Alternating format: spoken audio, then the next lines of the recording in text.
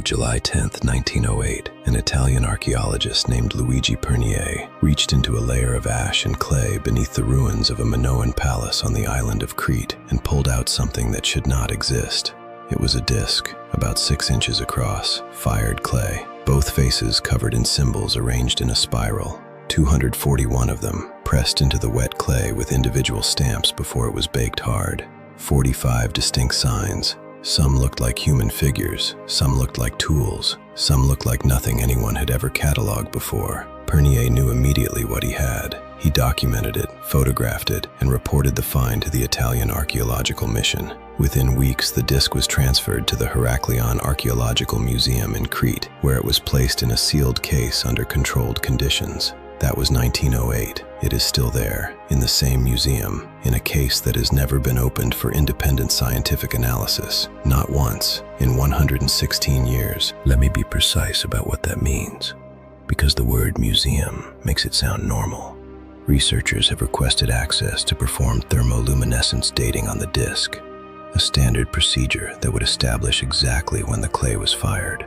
The museum has declined. Researchers have requested permission to perform fluorescence analysis on the pigment used in the symbols, another standard, non-destructive test. The museum has declined. A team from Oxford submitted a formal proposal in the 1990s to conduct the first full chemical analysis of the object's composition. They were told the disc was too fragile to be disturbed. A fired clay disc, described as too fragile to be photographed under controlled spectral light. What we know about the Phaistos Disc comes entirely from Pernier's original report, the photographs taken in 1908, and the visual examination of researchers who have been permitted to view it through the case. No independent dating, no material analysis, no access to the reverse side under direct light.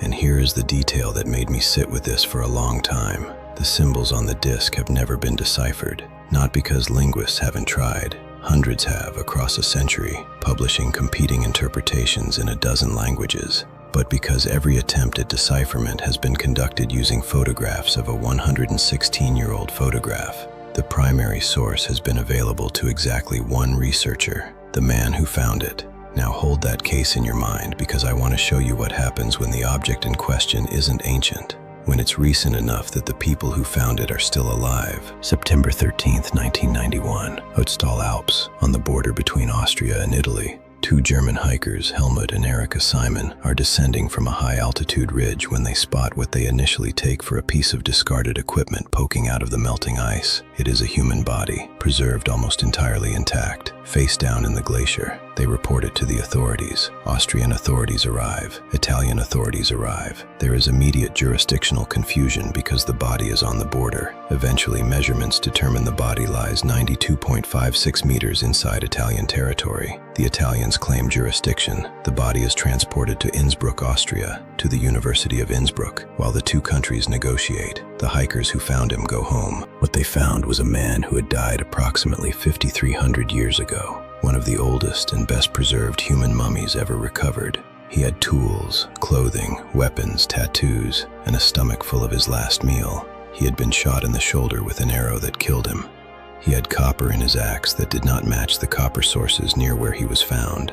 He had pollen in his digestive tract from plants that grew at elevations below where he died, suggesting he had traveled upward before his death. He was, in other words, a biography, a complete human being with a story that could be read if the right questions were asked. And the right questions were immediately complicated by what happened next. The South Tyrol Museum of Archaeology in Bolzano, Italy, took formal custody of the body in 1998. They built a dedicated facility, a refrigerated cell visible through a small window. They established a scientific committee to approve research requests. They have approved some. They have declined others. The committee's deliberations are not public. The criteria for approval are not published. What is public? The tissue samples collected during early examinations, samples that could have supported independent genetic analysis, were distributed to a small number of institutions under agreements that restricted what could be published and when. Several researchers who received samples later described conditions on their use that they found unusual for standard academic collaboration. One thing that is documented: the hikers who found the body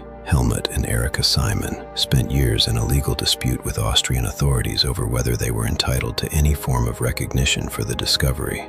The case dragged through courts for more than a decade.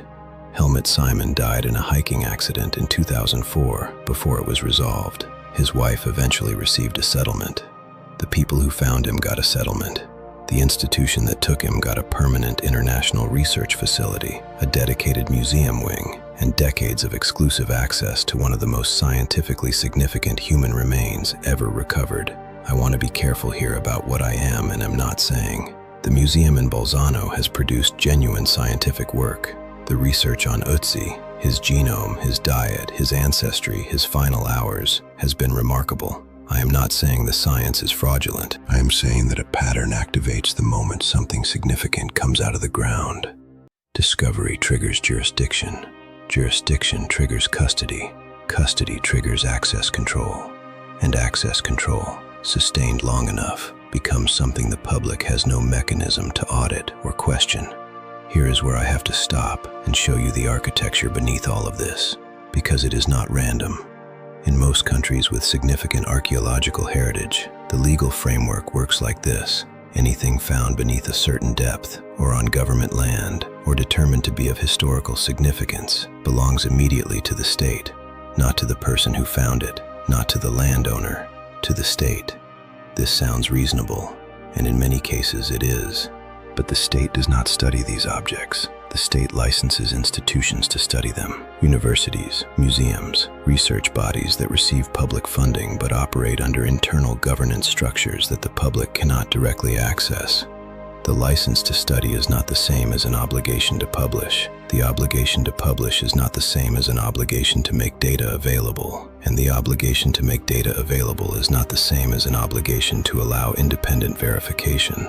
Each step in that chain is a place where information can slow down, narrow, or stop. Now let me show you a third case, one that is almost unknown, even among people who follow this subject closely. Chaco Canyon, New Mexico, 1896. The American Museum of Natural History in New York City funded an expedition led by Richard Wetherill, a rancher turned amateur archaeologist. Over 5 years, Wetherill's team excavated more than 190 rooms of Pueblo Bonito, one of the largest and most architecturally complex prehistoric structures in North America. They removed approximately 50,000 artifacts: pottery, turquoise, wood, bone tools, ceremonial objects, and human remains. Those objects were shipped to New York.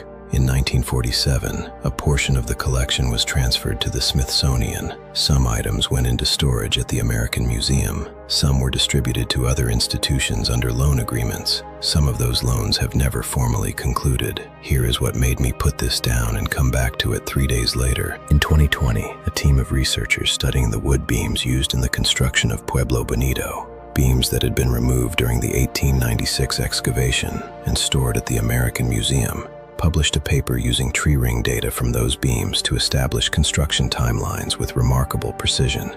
The beams had been in storage for 124 years. In storage, not in use, not displayed, not studied. For 124 years. And when they were finally analyzed, they changed the established understanding of when and how Pueblo Bonito was built. That is not a minor footnote. That is one of the most documented prehistoric sites in North America, and a central piece of evidence about its construction history, sat in a storage room in Manhattan for over a century, before anyone ran the analysis that the technology to run had existed for decades. The question is not why it took so long. The question is how many other storage rooms are holding things that would change what we think we know if someone were simply allowed to look. The Smithsonian Institution holds approximately 154 million objects in its collections. 154 million. Of those, roughly 80% are in storage, not displayed, not on loan, not actively studied, just stored.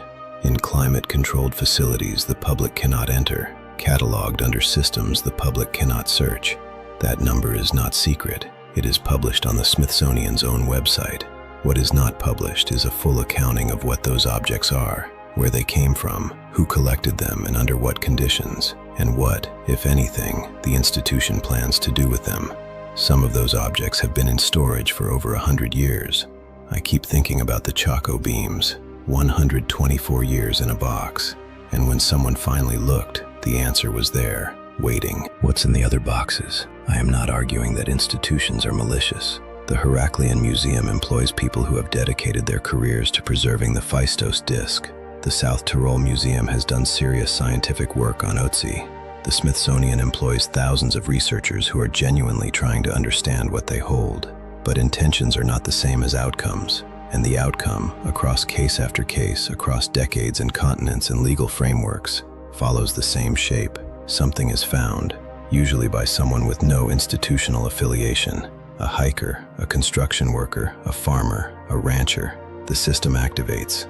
Jurisdiction is established. Custody is transferred. Access is structured, filtered, controlled. And the person who found it goes home. Sometimes with nothing. Sometimes with a settlement check. Sometimes, like Helmut Simon, without even that. What they found continues to exist somewhere in a building they will never enter. In a collection they will never search. In a file they will never read. There is a word for when something is legally accounted for, but practically unreachable. Institutions don't use that word to describe their collections, but the objects in those storage rooms have been waiting long enough to have an opinion. The Phaistos Disc was fired from wet clay sometime in the Bronze Age by a person who pressed each symbol deliberately, one at a time, into the surface before it hardened. That person was communicating something. We don't know what. We've never been allowed close enough to properly ask. And the case has been sealed for 116 years.